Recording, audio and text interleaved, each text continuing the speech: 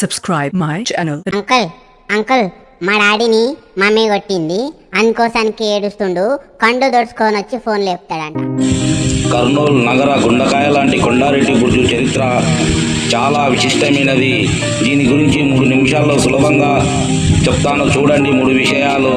1. నిర్మాణం మరియు నేపథ్యంలో ఎవరు కట్టించారు? క్రీస్తుశకం 12వ శతాబ్దంలో ఈ ప్రాంతాన్ని పాలించిన విజయనగర రాజుల ఈ కోటను నిర్మించారు. రక్షణ వ్యవస్థ. ఈ రోజుల్లో తుంగభద్ర నదిని దాటి వచ్చే శత్రువుల నుండి నగరాన్ని రక్షించడానికి ఒక వ్యూహాత్మక సైనిక స్థావరంగా వాచ్ టవర్ దీనిని నిర్మించారు. శత్రువుల కదలికలను గమనించడానికి మరియు ఫిరంగులను పీల్చడానికి దీనికి ఉపయోగించేవారు. 2. కొండారెడ్డి బుర్జు అనే పేరు ఎలా వచ్చింది? ఈ కోటకు ఆ పేరు రావడం వెనుక ఒక వీరగాథ ఉంది. 17వ శతాబ్దంలో అలమనూరును పాలించే కొండారెడ్డి అనే విప్లవ వీరుడు నవాబుల గోల్కొండ సుల్తానుల పాలన తీవ్రంగా వ్యతిరేకించాడు. పోరాట నవాబుల సైన్యంతో కొండారెడ్డి వీరుచితంగా పోరాడాడు. కానీ చివరకు నవాబులు ఆయన్ని బంధించి ఆ కోటలోనే ఉన్న ఒక భూగర్భ జైలులో ఖైదు చేశారు. చివరికి శ్వాస కొండారెడ్డి తన చివరి శ్వాస వరకు నవాబులకు లొంగలేదు.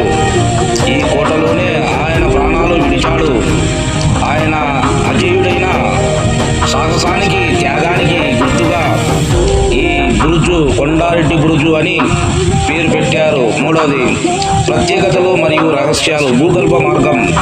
ఈ బురుజు కింద ఒక రహస్య భూగర్భ సొరంగ మార్గం ఉండేది, అంటే టన్నల్.